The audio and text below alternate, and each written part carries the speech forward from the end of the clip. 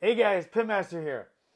I'm here to give you 5 lessons learned from fight night last night, Glover Teixeira against Ovens St. Peru. Okay? Good night of fights. Wasn't the best action-packed fights ever, but obviously I'm biased. I love the card because Glover won. But I got lessons that I learned from every UFC that we're gonna watch now. You watch Sunday, I will have lessons learned from that fight. Whether it's 3 lessons, 4 lessons, 5 lessons, whatever. I'm gonna teach you guys. Whether you're a traditional martial artist, whether you're just a fitness fanatic, whether you're a martial artist that might have to get in a street fight someday, or if you're an aspiring MMA fighter. Okay, you need to watch these videos because I'm going to give you 5 very important lessons from last night's fights. Okay, now you ready for them? All right, let's talk about the first fight on the main card. Okay, Ray Borg against Herrera. Okay, what you want to learn from this fight is they're both scramblers. They're both super fast. But Borg wanted to get it to the ground. He's more jiu-jitsu based, and Herrera is a little more striking based. Okay, the main reason that I feel Herrera was able to be taken down so much and eventually beaten because of that was because his elbows weren't in quite enough. When your elbows are open up in the air like this, unless they're tight against your body, there's never a reason for this. Unless you're trying to fucking fly or do the funky chicken. Okay? This does not cut it in a real fight. It opens up your liver, it opens up your body for shots, and it opens up underhooks and body locks for a wrestler.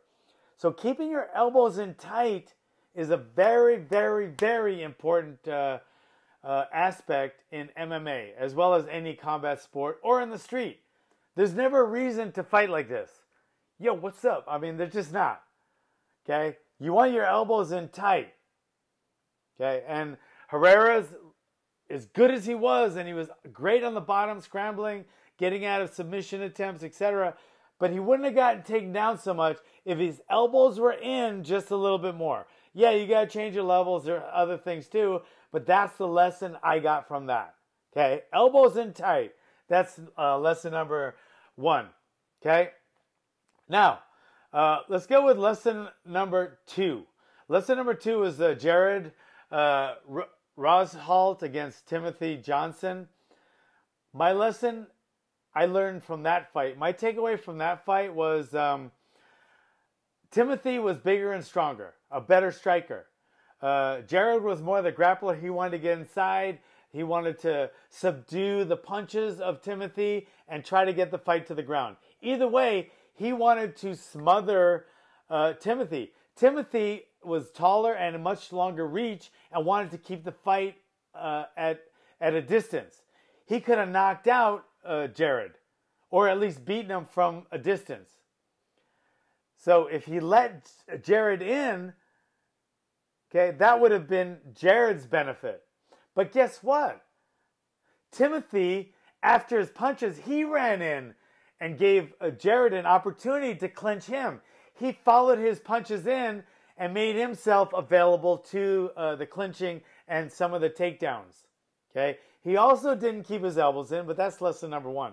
So we won't even talk about that. What I'm saying here is keep your distance, whatever distance that may be. If you're Jared, you want to close the distance. But you didn't have to against Timothy because he closed his own distance, even though it would have behooved him and probably gotten him a win instead of a loss if he kept the fight on the outside the whole fight. So what I'm saying is fight at your preferred distance or the distance you need to win the fight. Timothy needed to keep the distance farther, but he closed the distance himself. It cost him the fight. That's lesson number 2. Okay? Lesson number 3. It's not as much of a lesson on the fight. It's just kind of a lesson in fights in general. And I'll give it to you.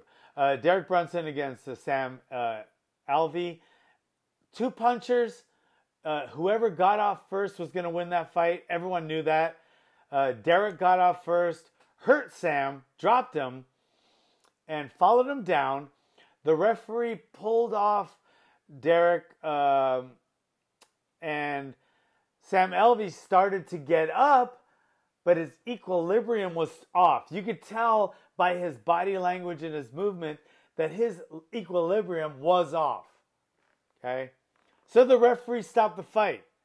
People think it was stopped too early, and it might have been stopped too early chronographically by the clock, but if you watched Sam's body language and he was moving and weaving like that, his equilibrium was off. So that in and of itself means there's a short circuit somewhere in his nervous system, usually from his brain down to his legs. Okay? Fight needs to be stopped. Okay? Could he have come back and won? Maybe. You could knock him out and maybe let him get back up and maybe he'll come back and win. But the chances of him getting a brain injury go up exponentially when you have some type of short circuit in your neurons already and your equilibrium's off. Why let the fight go on? It makes absolutely no sense. He'll live to fight again. But if your equilibrium is off and like you're on wobbly feet or you're moving like this when you shouldn't be, it means there's a short circuit between your brain and whatever body part is moving like it's not supposed to. So the fight needed to be stopped. So I think it was a great stop. If you don't think the fight should have been stopped, tell me this. Would you have had it stopped if it was your son fighting? And that answers your own question. Okay, here we go. Lesson number 4. Michael Johnson against Darush. Okay, I think Johnson won the fight. Close. It was close. It was a fight where you can't really turn over the decision or argue that much because it was a close fight. I think Michael Johnson won. But here's the lesson. When you're winning the fight and it's a close fight, you need to push it that last round. Michael definitely lost the last round. Everyone knows that. And he didn't lose it because he got hurt or he got tagged or he got outmaneuvered or out strategized. That's a new word. He lost it because he was so tired, he couldn't push the pace. He needed to push the pace. He wasn't ahead far enough like Meldrick Taylor was when he fought not Oscar De La Hoya, but Julio Cesar Chavez, winning all 11 rounds and going into the 12th. He wasn't winning all the rounds. And if he was, they were by a slight margin. So you need to push that last round. You need to dig in deeper. And I know he has that. He just thought he was ahead the previous 2 rounds, so he cruised the 3rd round. You can't cruise in a short fight. He ended up losing a split decision, which I didn't think he should have lost, but he could have won it easily if he pushed a little harder the last round. Okay? That's lesson number 4. Okay. Lesson number 5, I got 2 of them. Number 1, Glover Teixeira is a fucking badass. He faced adversity in the fight against OSP. He faced adversity. He got caught with a really solid body kick and a bunch of head punches by an onslaughting guy that probably weighed about 235 pounds, powerful ex-football player. But he dug in deep. He weathered the storm, and then he came back and he stopped OSP.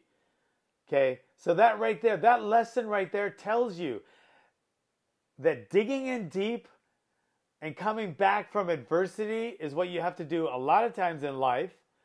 But Glover Teixeira did it last night in this fight, and he ended up winning. Okay? I don't know if that's a lesson or not, but I throw it in anyway. All right? Now, my last one is Chris Camozzi against Tom Watson. I'm going to tell you right now why Tom Watson lost that fight. Because he looked at Dreamy Eyes in the fucking eyes. You can't look at Dreamy Eyes, Chris Camozzi, in the eyes. It mesmerizes you. You can't beat him then. You just fall into his fucking mesmerizing spell. And that's what happened to Tom Watson. Thanks for coming.